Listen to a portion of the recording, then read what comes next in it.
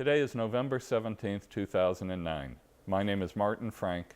I'm the Executive Director of the American Physiological Society.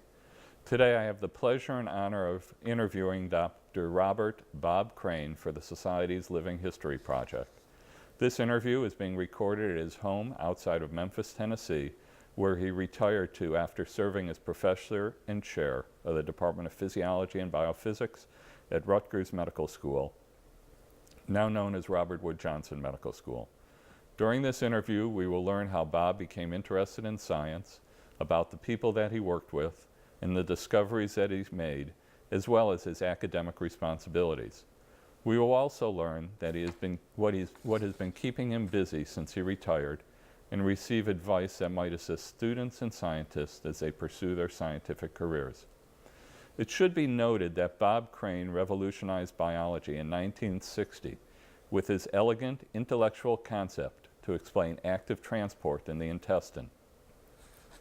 He played a central role in testing and refining his sodium cotransport hypothesis, and others have built on his ideas to demonstrate that ion gradients drive the transport of molecules and ions into and out of cells. In addition to the satisfying intellectual attractiveness of his cotransport hypothesis to both biochemists and physiologists, it provides a foundation for many advances over the past 50 years. Bob, welcome to the Living History Project, and thank you for agreeing to be interviewed for this series. Bob, I'd appreciate it if you'd share with our listeners some information about your early life and those influences that contributed to your career development. Okay. Well, I was born in Palmyra, New Jersey in 1919 at 700 Highland Avenue, and in the room where I live, where I had my bed, and I lived for the next 15 years. My father was a farm building engineer, and but he stopped formal schooling at the 8th grade. And I've never really understood why. I think it had something to do with his health. But after that, after stopping schooling, he started doing correspondence courses with the International Correspondence School in Scranton, Pennsylvania. And according to an uncle, that he was always taking correspondence courses. And so he became really quite a good farm building engineer and had a number of prominent clients, such as Lamont DuPont Copeland, who later was president of the DuPont Company. He did something for the Pews, and he was well regarded.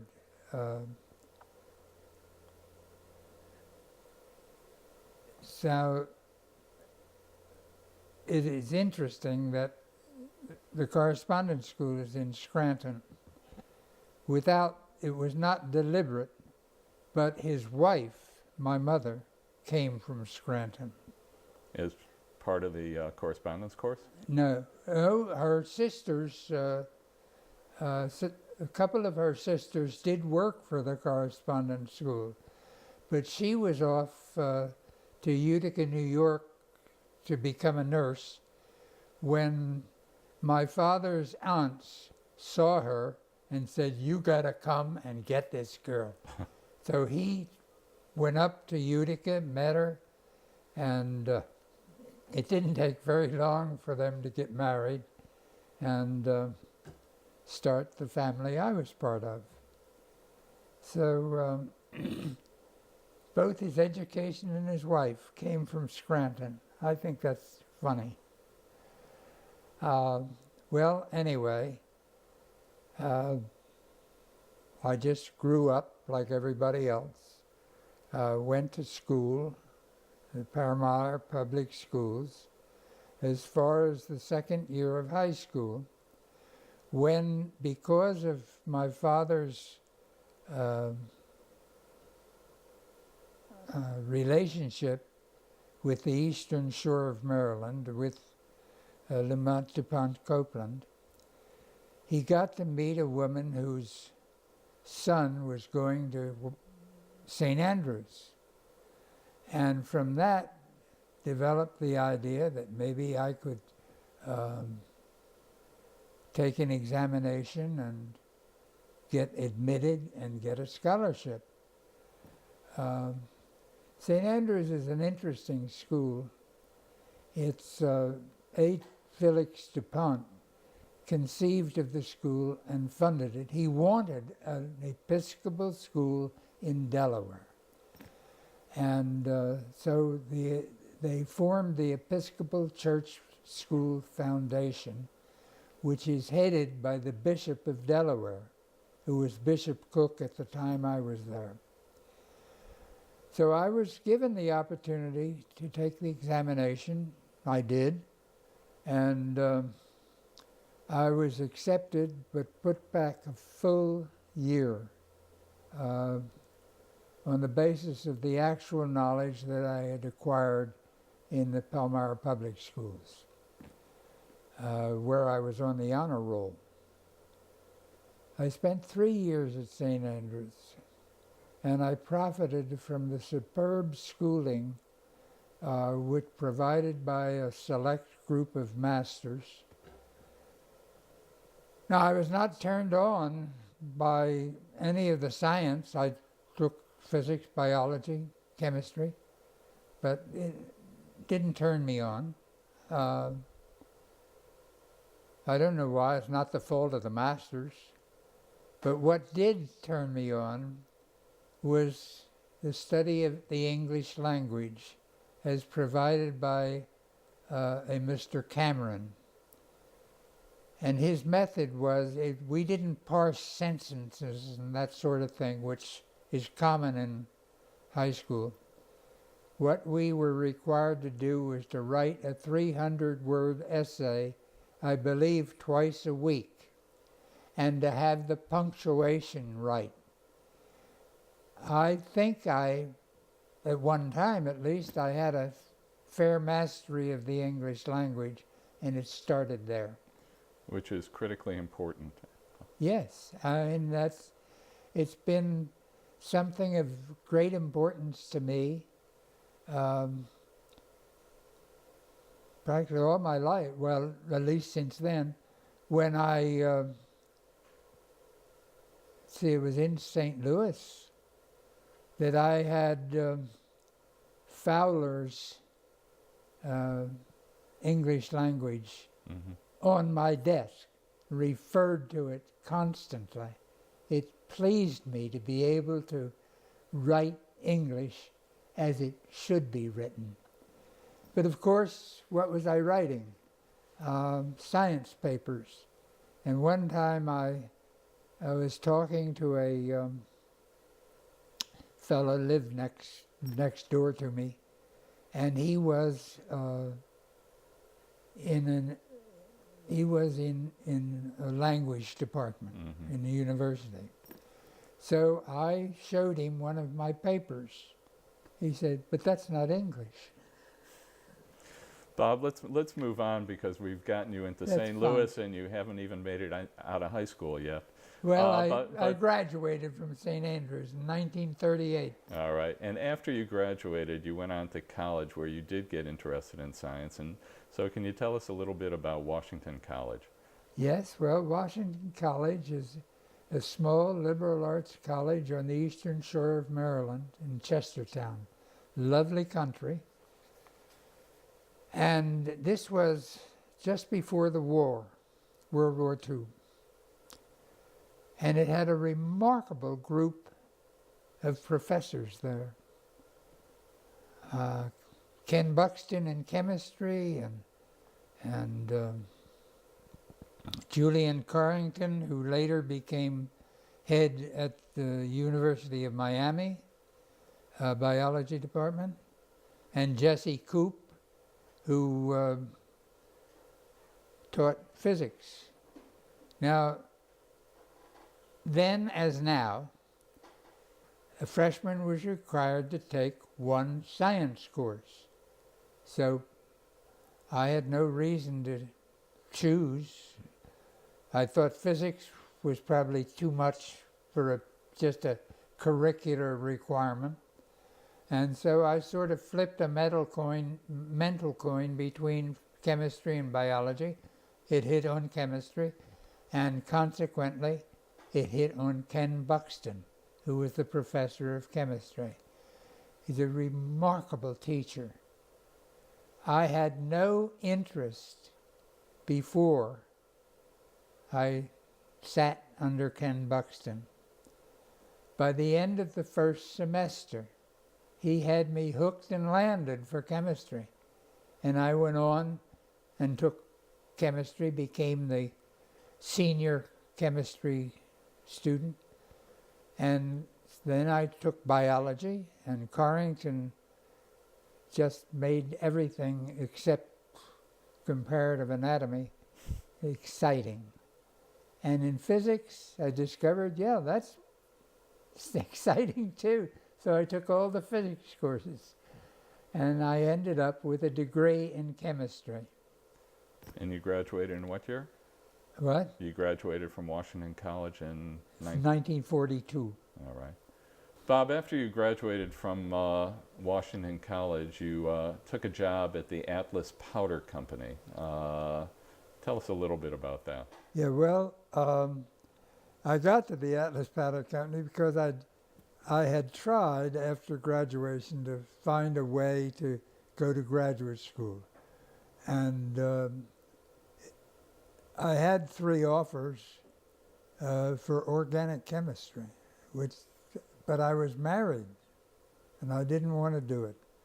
So I went to Ken Buxton and asked him to help me find a job, and he sent me to the Atlas Powder Company, to the Reynolds Experimental Laboratory in Tamaqua, Pennsylvania. And there were a group of us to be trained to run, or at least supervise, the TNT plants at Paducah and at Weldon Springs. We were taught analytical chemistry, and taught well. I was a good analytical chemist when I left Atlas Powder.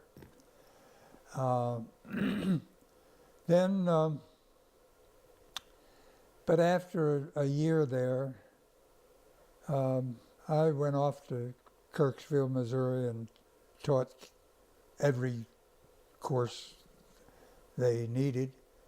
Probably not very well. But then I decided, we're talking, this is 1942, 43, I was getting a little tired of not being in the service where everybody else was. So I went down to St. Louis and applied for a commission in the Navy. And then I volunteered for the draft. And I got selected for the Navy, and that was necessary if I was going to get a commission. And there I got some help from the non-commissioned officer who dealt with volunteers. And he gave me a lot of hints on how to pass the Eddy test, which was a test for ability in electronics. Okay. And if you passed, you got to be a seaman first class, not just an ordinary seaman. And we're talking at a time when, you know, it was $20 a day once a month. Right. Well, there was, it was a little better. So I went off to what amounts to boot camp at Great Lakes Naval Training Center, and for 90 days. And at about the 89th day, I got called over to the headquarters and given my commission as an ensign. So then I went to officers training school for another 90 days. All right.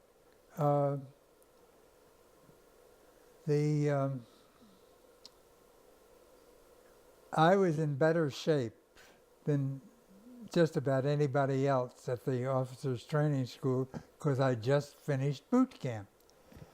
And I was appointed the battalion adjutant, I think probably because of whatever military bearing I had gained at Great Lakes now showed up as, this is a special guy. Well, 90 days is a long time to be trained. I mean, really.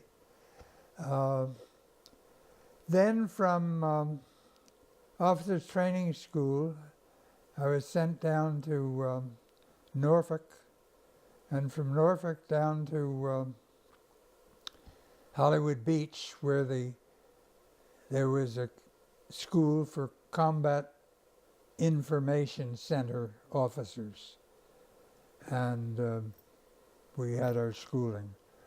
I also learned that I could sleep during the lectures and not be detected. I had learned how. Something medical students learned when you were lecturing Yeah, later on. well, that's right. Okay. And so then, but down there, I got sick. I was really sick. Joint pains and petechiae and night sweats you wouldn't believe. I mean, the bed had to be turned over and new sheets and everything. So I, of course, went to the infirmary and said, I got this problem. Well, they were unable to solve the problem there. I never saw a physician. I saw corpsman. And they did do a number of sensible tests, but they could not figure out what it was. So I just took aspirin, phenacetin, and caffeine tablets whenever the pain got too much, kept us going until we got back to Norfolk. I turned myself in, whack. They said, you've got subacute bacterial endocarditis, and you're in the infirmary. Then a couple of weeks there, and they sent me to the Portsmouth Naval Hospital, but they still didn't have it right. Until finally a commander, physician, from the University of Pennsylvania, decided that I had a bacterial infection. Well, I knew that. But he had them take 25 cc's of blood every day, plate it out. 3 days later, he says, you're going to get well. I had meningococcemia. Okay. And because I was in the Navy, I was able to get penicillin, which they shot me with every 3 hours for 10 days. By the third day, I was well. I had given up. I had given up. I was dying. I knew I was dying, and I didn't care. 3 days later, I was well. Fantastic. After they diagnosed you and started shooting you up with penicillin, you made a miraculous recovery, but you weren't yet ready to go back into service. I'm presuming you had some recuperation time, and then where did you end up after you were fully recovered? Well, when I was recovered, I was assigned to a destroyer that was in San Francisco. I was assigned to the Walk, first, spent 2 days on walk, and I was reassigned to Killen, probably because Captain Sims was complaining loudly he didn't have enough officers. So I went aboard Killen at Hunters Point, where it had been repaired, and from there we went to San Diego to see were we ready for sea. And it worked out that yes, we were, and we were permitted to go. And on the way out of San Diego, the Killen was a Fletcher-class destroyer, which many believe actually won the war, the Fletcher class. Not just Killen, but there were a few others. And coming in was an identical destroyer, but with the after deck house gone. I mean, this was really a flush deck destroyer. And that was important for you. Why? Well, my station in combat was right up top of the after deck house. So I took serious notice of that other destroyer. Didn't say anything, just took notice. Well, we went out to Pearl Harbor, spent a few days there. I was sent to gunnery school for a couple of days. And then we took off and went to the Philippines. But this was now long after, months after, Lady Gulf and Surigao Strait and all that. And we got there, and our first assignment really was to serve as part of the screen for the cruiser carrying Douglas MacArthur around nearly every island in the Philippines to give his "I have returned" speech.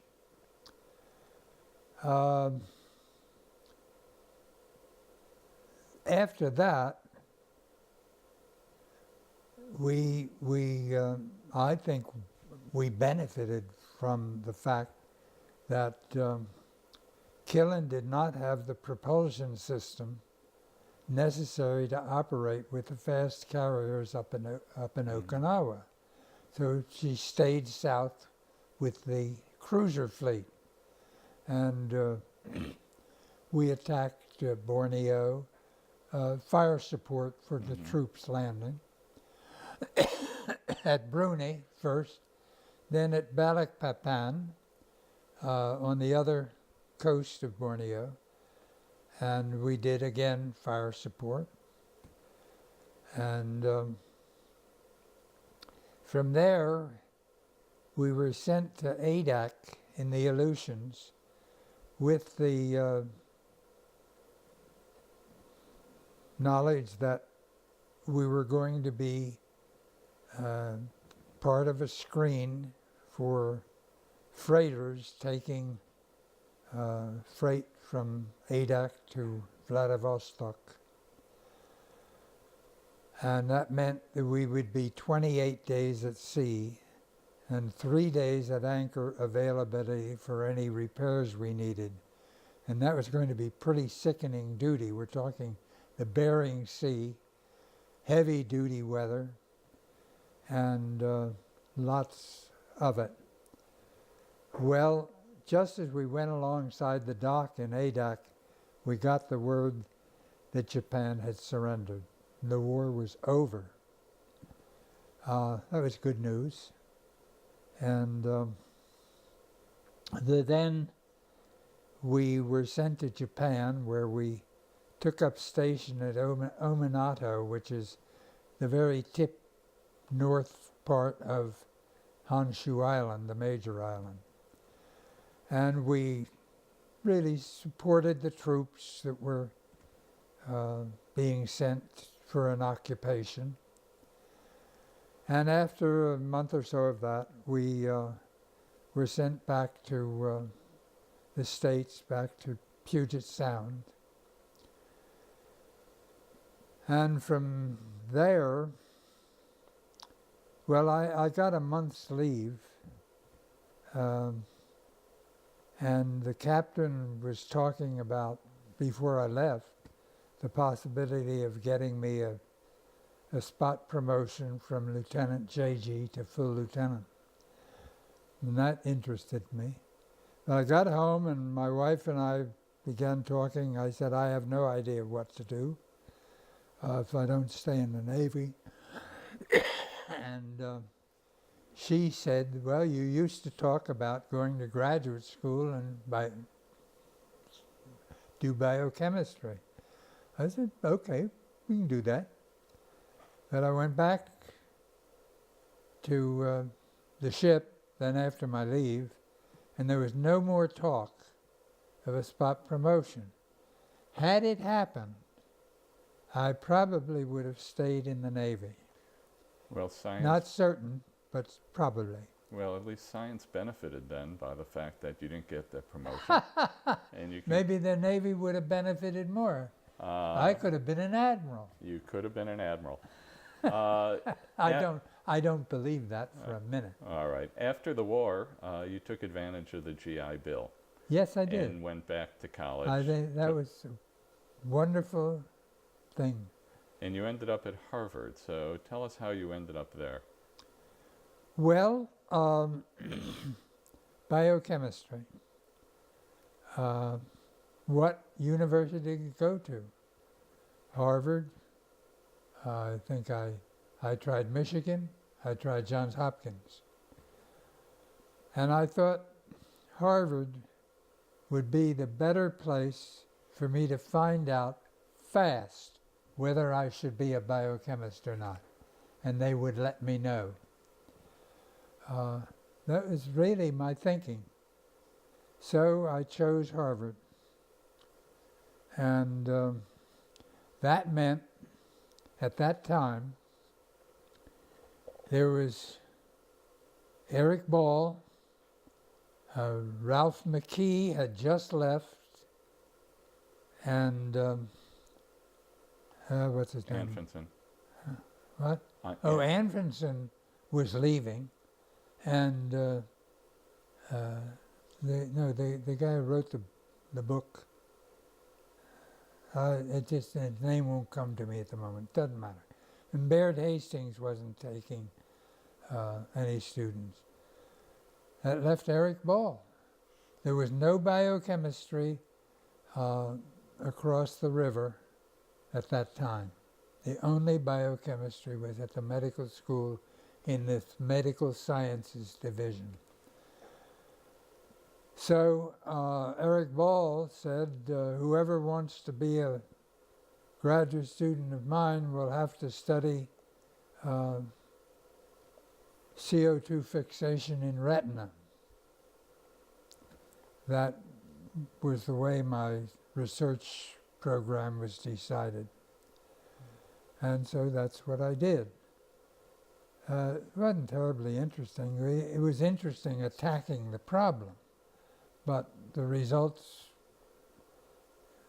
didn't lead anywhere. While you were working at Harvard, you also had the opportunity to go to Woods Hole, where you got your first publication. Yes, well,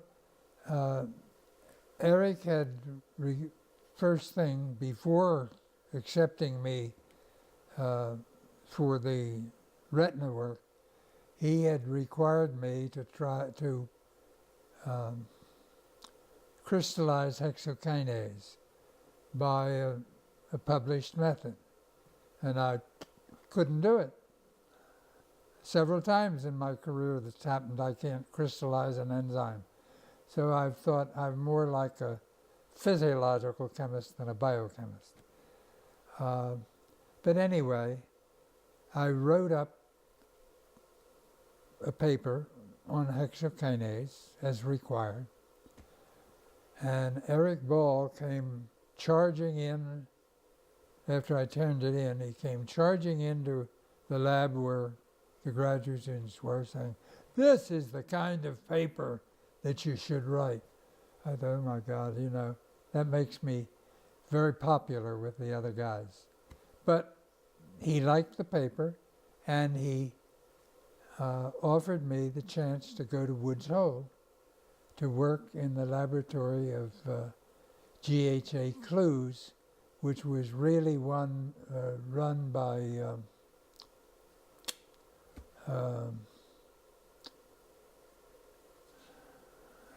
well, anyway, G.H.A. Clues, who, by the way, is least credited by himself with being the serious start of the Eli Lilly Company.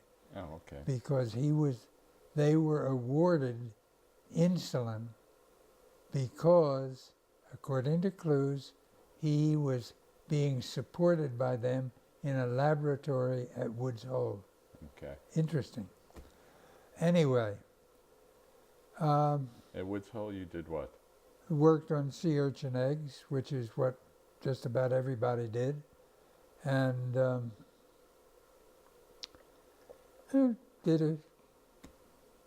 got a paper out of it with Ann Kelch, who was Clues's chief assistant.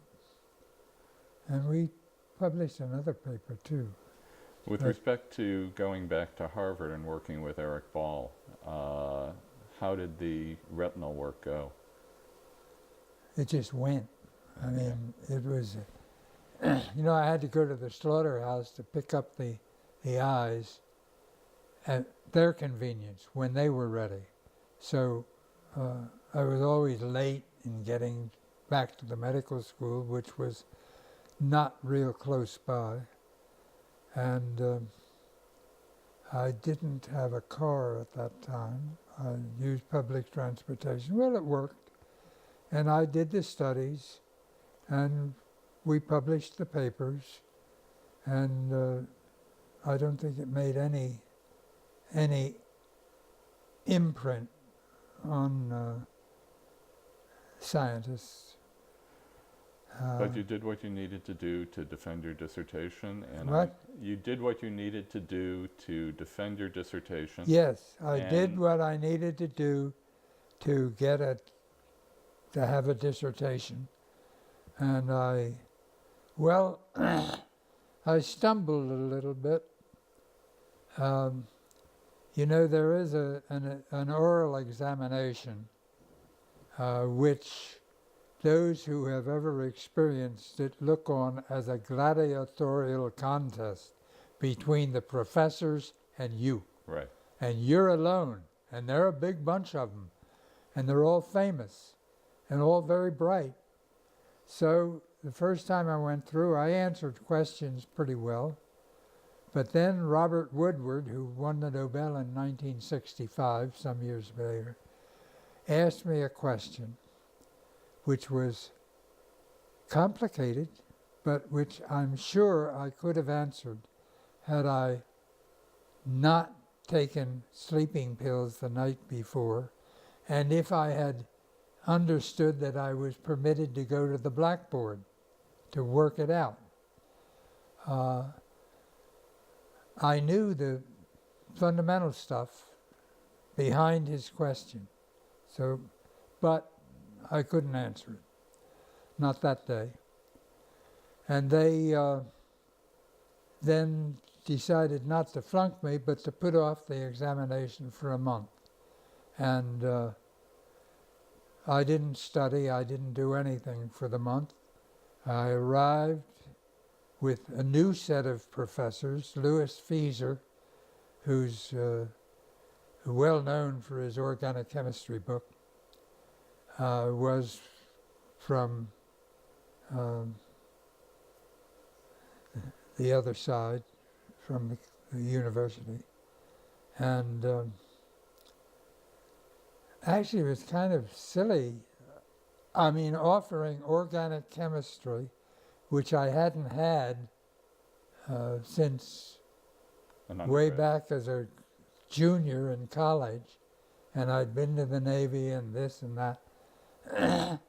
but that was my nominal minor. So he asked me questions, and I was able to answer all but one of his questions.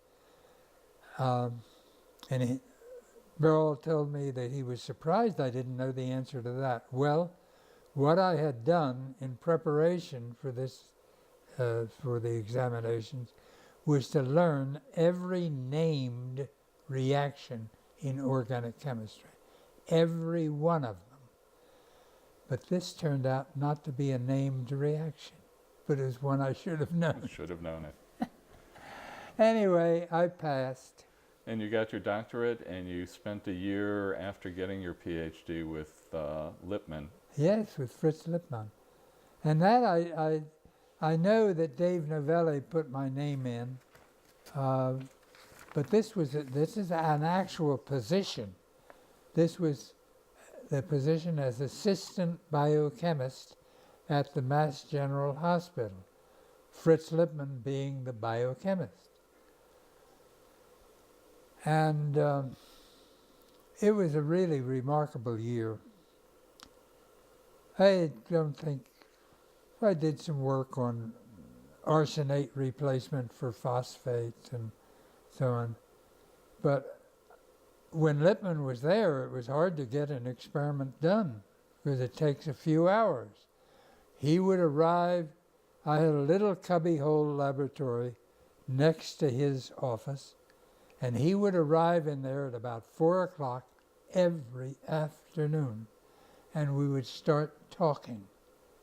Now, Lippmann's view of how you do research is follow your nose, and that's what we did, talking. It was a remarkable experience. We wandered everywhere, and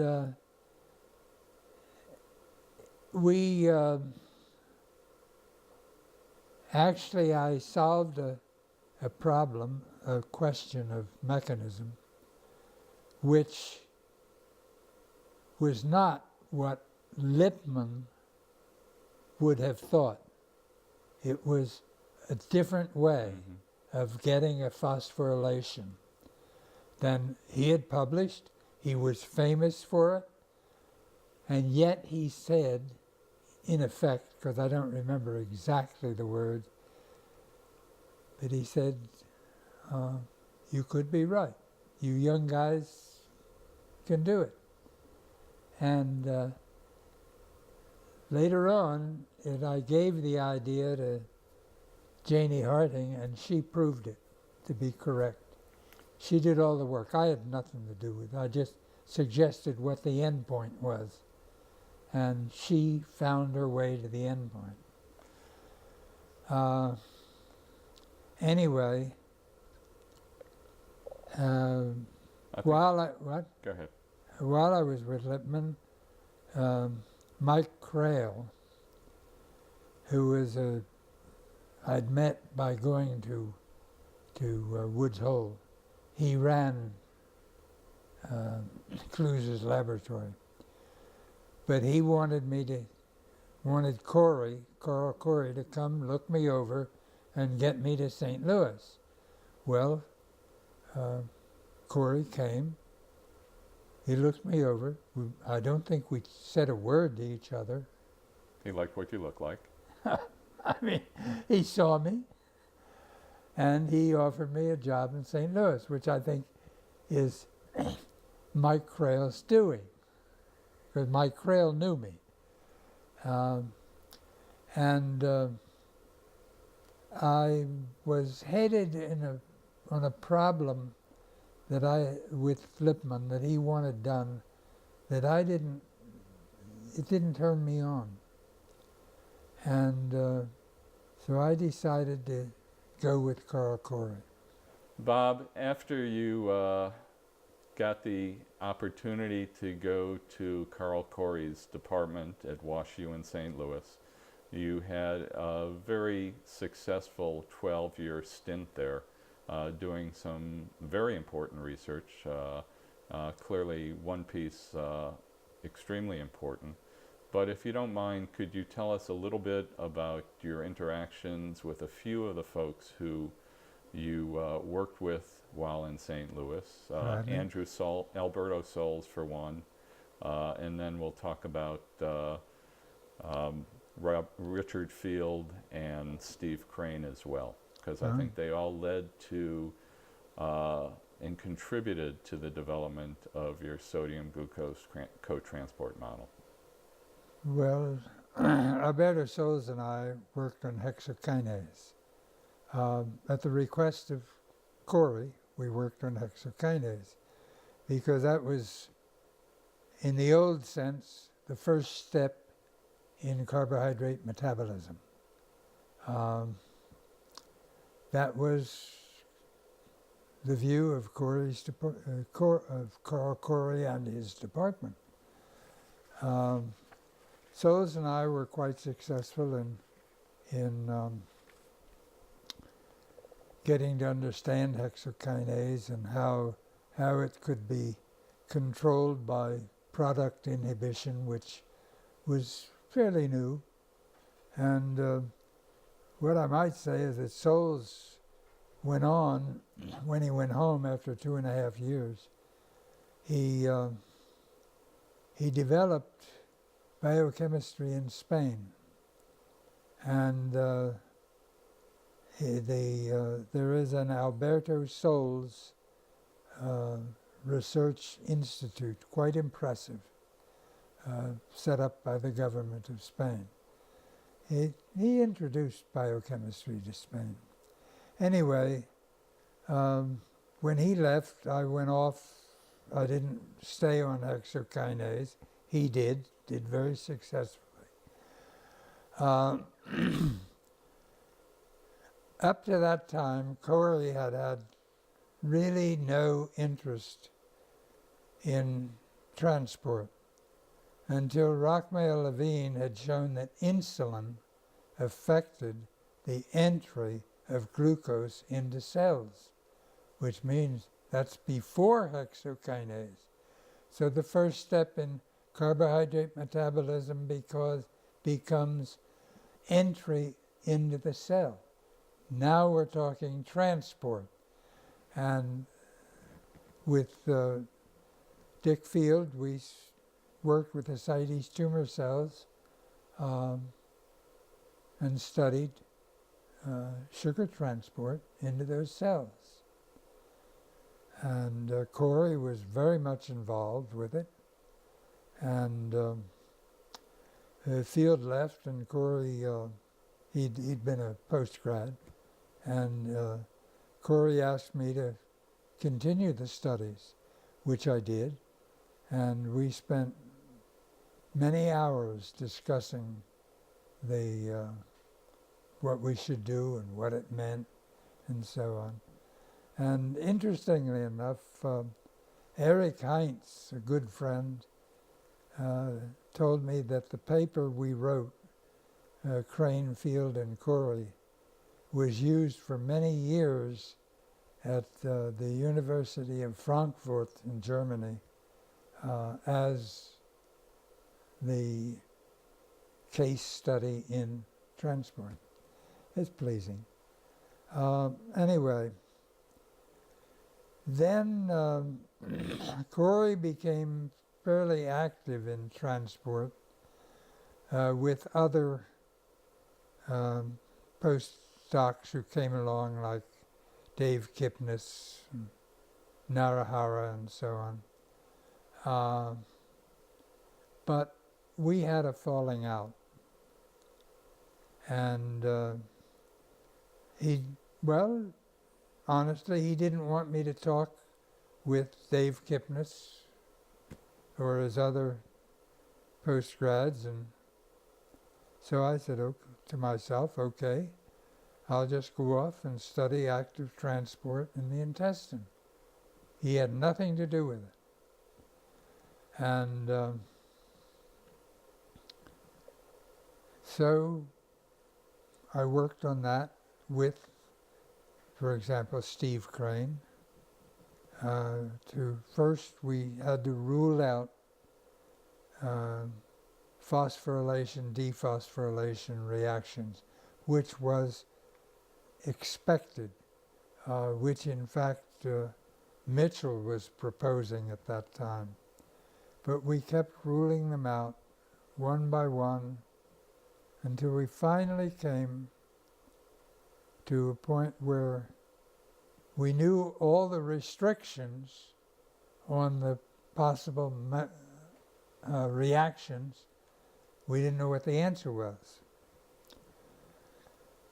And it turned out that there was going to be a symposium in Prague, Czechoslovakia,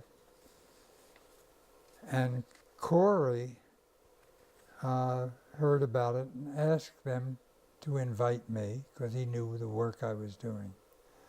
I don't think they knew who I was, but he did. And of course, being the Nobel laureate with his wife from 1947, he got listened to, and I was invited.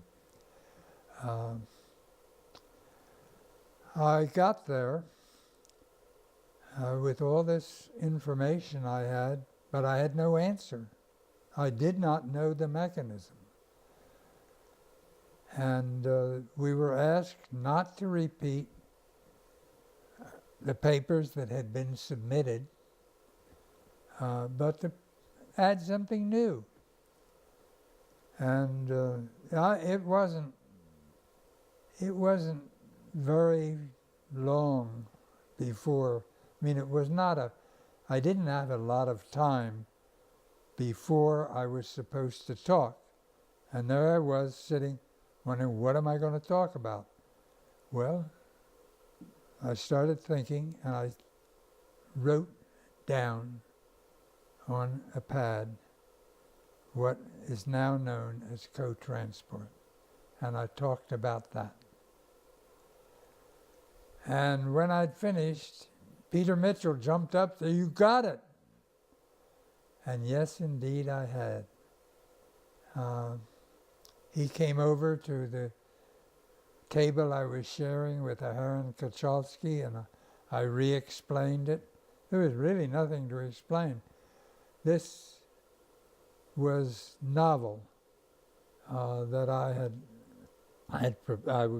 proposed, and it took a long time for it to be accepted because it was novel. Nobody had thought of this before.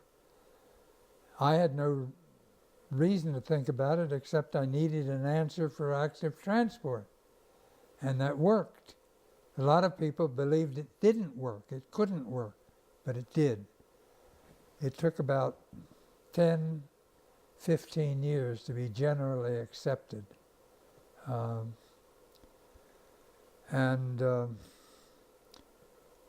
say one of the more interesting things is that Ernest Wright came across this paper, the addendum to the paper, saw co-transport, decided that's what he was going to work on with David Smith at Sheffield for his PhD.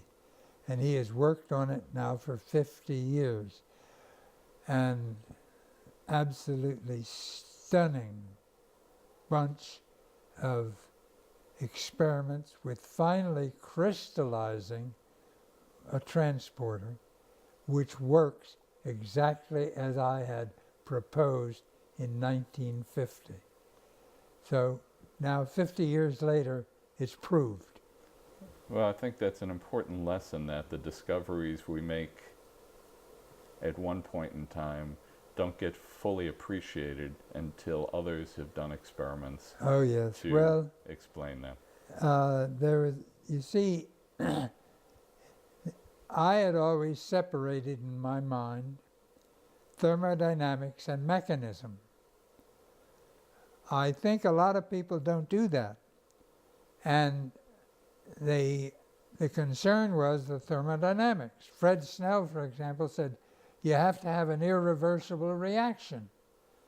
I'd shown a reversible reaction. Okay. But the irreversible reaction was way over the other side of the cell, pumping sodium ions out. So thermodynamically it was okay, and it didn't affect the mechanism. The mechanism I had showed was reversible. And it was only irreversible if you were dragging the sodium ions out the other side. It took a lot of years for people to accept that. Well, I think the contribution that you made was significant, and I think there are many investigators who have benefited from those discoveries. So I'm told. Bob, as you said, it took 15 or 20 years before the theory of co-transport was generalized and accepted. But even more importantly is the fact that the sodium-glucose co-transport theory contributed to clinical application and became the basis for oral rehydration therapy, for treatments for cholera, all extremely important because of the issue of diarrhea and how to correct that problem through a very simple mechanism, the linkage between sodium and glucose transport.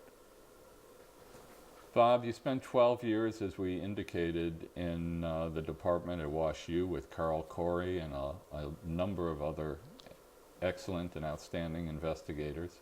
But at some point in time, you decided it was time to move on. What contributed to those decisions, and where did you go?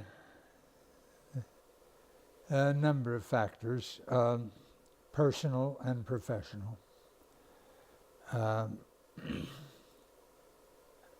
I was the possibility of being chairman of department at Chicago Medical School was passed on to me by Sid Velick, who declined it. And I looked into it and was very impressed with what was going on at that time, particularly with Philip Shubik, who was a cancer researcher and had wonderful relationships with the National Cancer Institute, which actually built a 7-story research building for Chicago Medical School. It looked like a good beginning. So, with my personal life in a bit of turmoil, I decided to go, and I went. And I had a couple of good years with people like Arne Dahlqvist from Sweden. We did work on galactose malabsorption and so on. And we did some other work with Alec Eicholtz. We did work on the brush border, more work on the brush border. And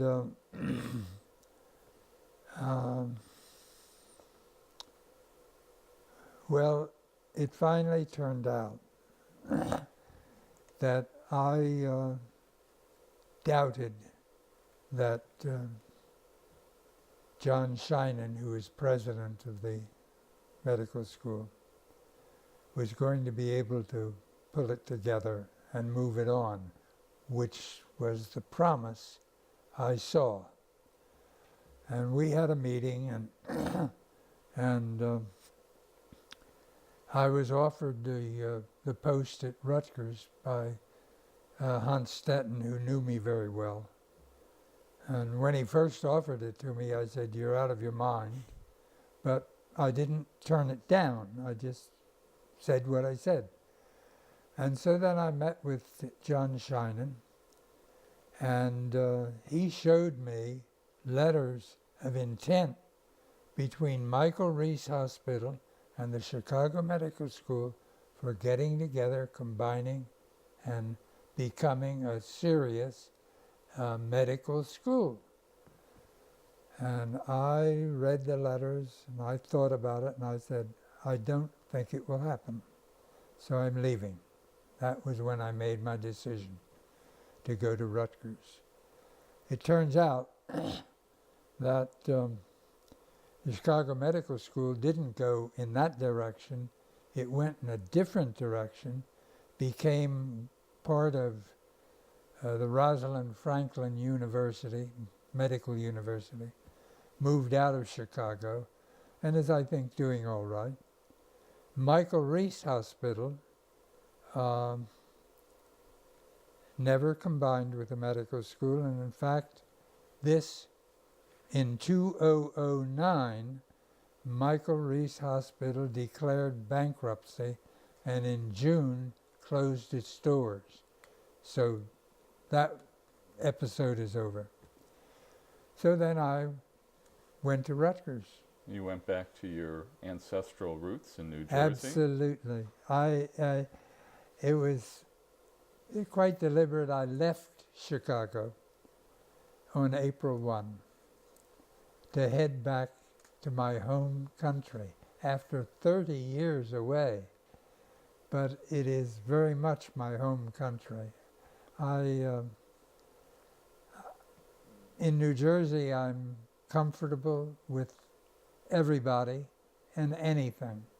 It is not true elsewhere. What was it like being the founding chair of the Department of Physiology and Biophysics at Rutgers, soon to become Walter Wood Johnson? Very difficult and very unscientific.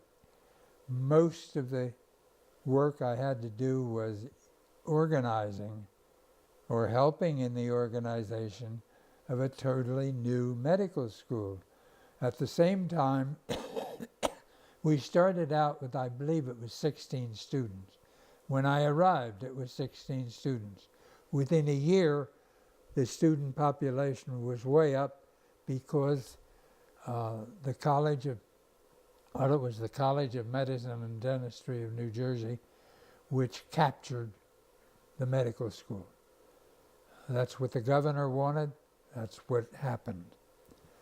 And so we had to work on the relationships between the dean and the executive faculty. I worked on that. I was asked to lead the fight to keep Rutgers Medical School within Rutgers University, and I did. And I was asked to be the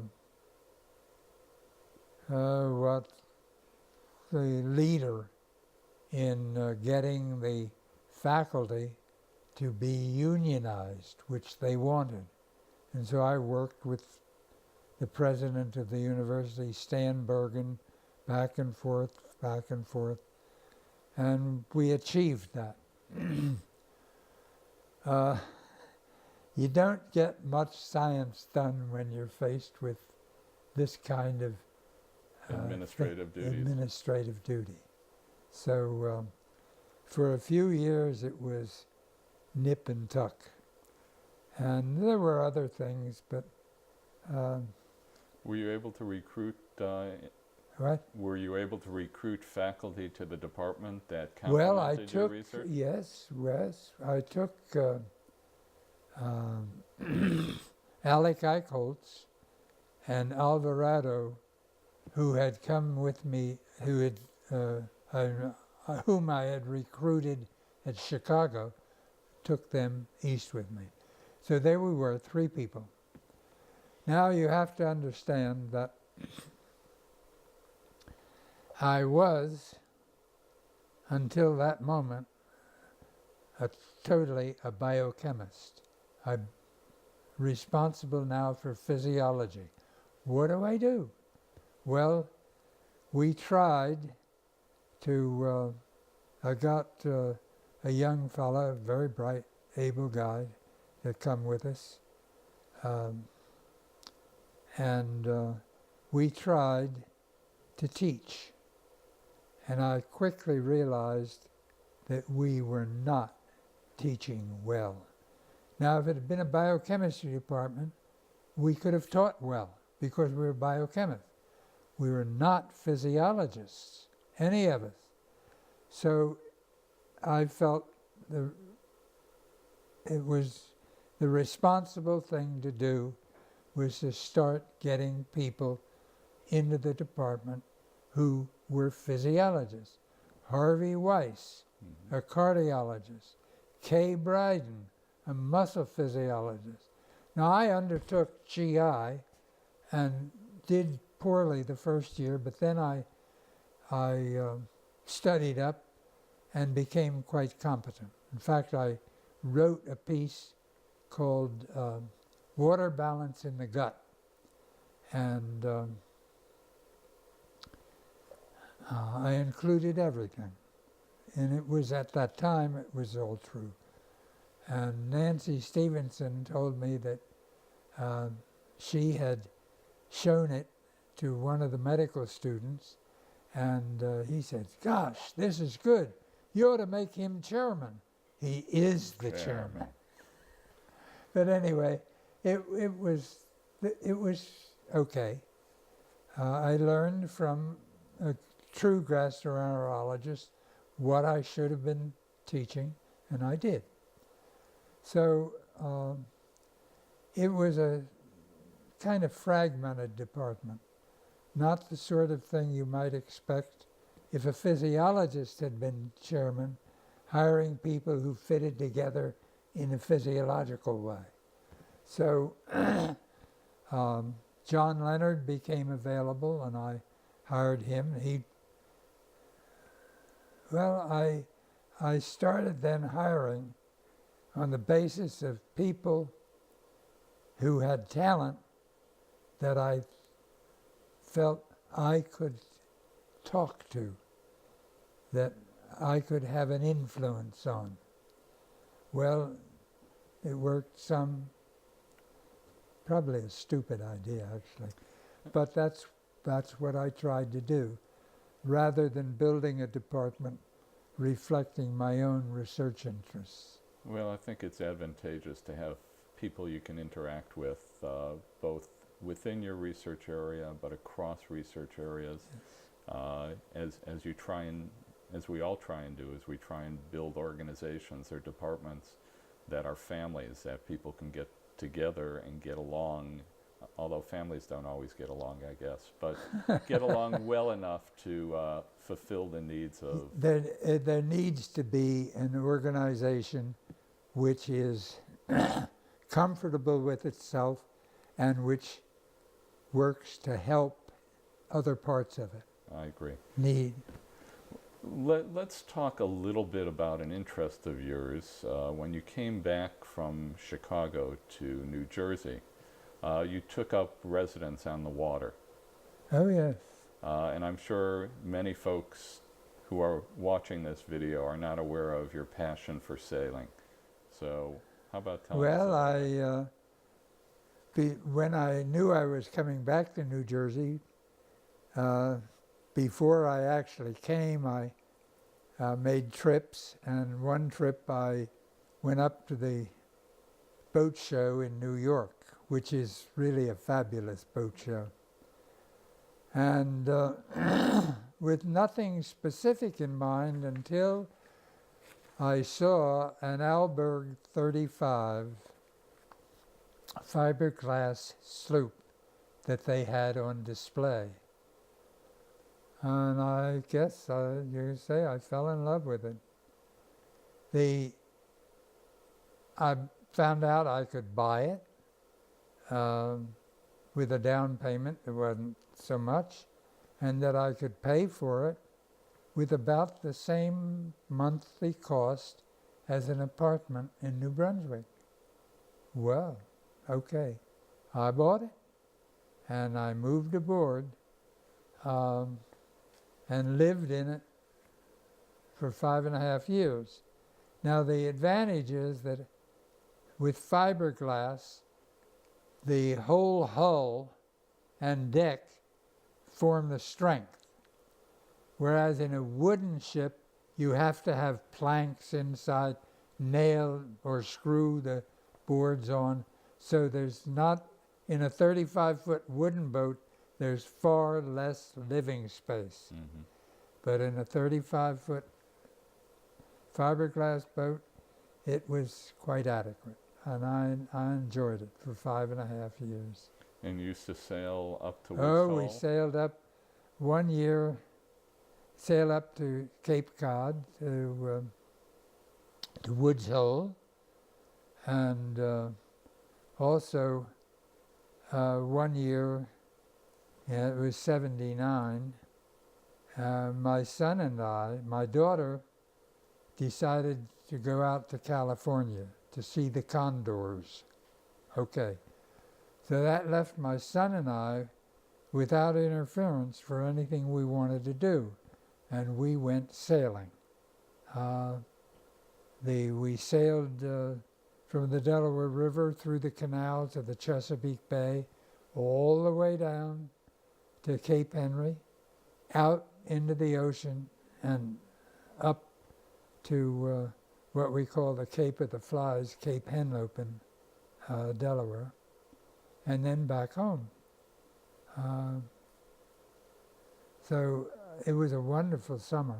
We did other things too, but sailing was a big part of it. All right, sounds good. When we started talking about doing this interview, you told me that you were an excellent cook, and thank you very much for dinner last night. But you also were excellent because you called yourself a cookbook chemist. Yeah, now I understand last night that you don't eat cabbage. Yes. But you enjoyed the cabbage I It was cooked excellent, and we will get that recipe and we will post it with this video so others can create it as well. Well, it's in joy of cooking. Where else? Oh, okay. All right, cookbook chemist. This was an epithet which Eric Ball used. He didn't think much of cookbook chemists. I don't know why, because cookbook chemistry is what one has to do, both as a chemist and as a cook. Unless, well, as a chemist, you must repeat precisely the directions given you by the author. Otherwise, you're cheating. There are so many examples of people saying, well, we can't repeat that. They never tried.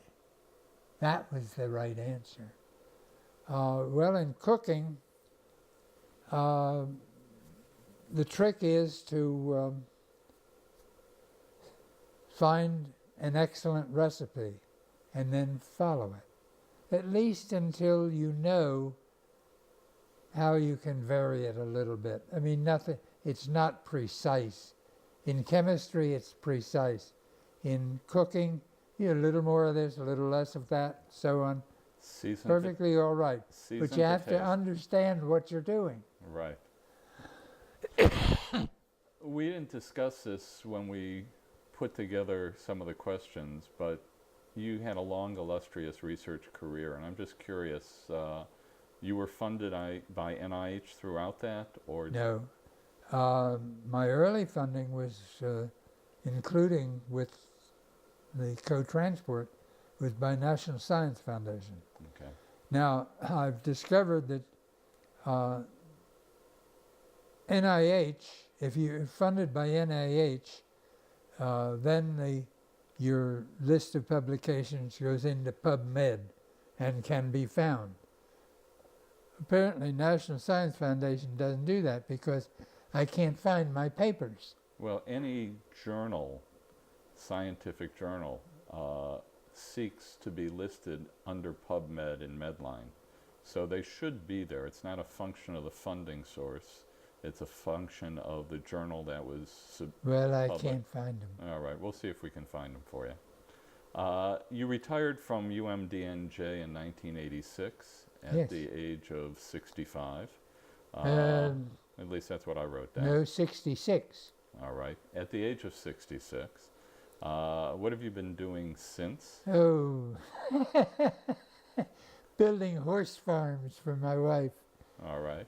It's been, again, when I don't know that I mentioned, when I was 14, I was 6 foot and weighed 180 pounds, and I worked for my father in the summer times, and I really worked. I loved it. Well, when I retired, I got back in that game of working and loving it, building fences for the horses, and otherwise doing what my wife wanted. A safe thing to do. Yes. Anyway, we're on our third horse farm, and we're finally satisfied that we've got a place with enough space for the horses and enough space for us. So,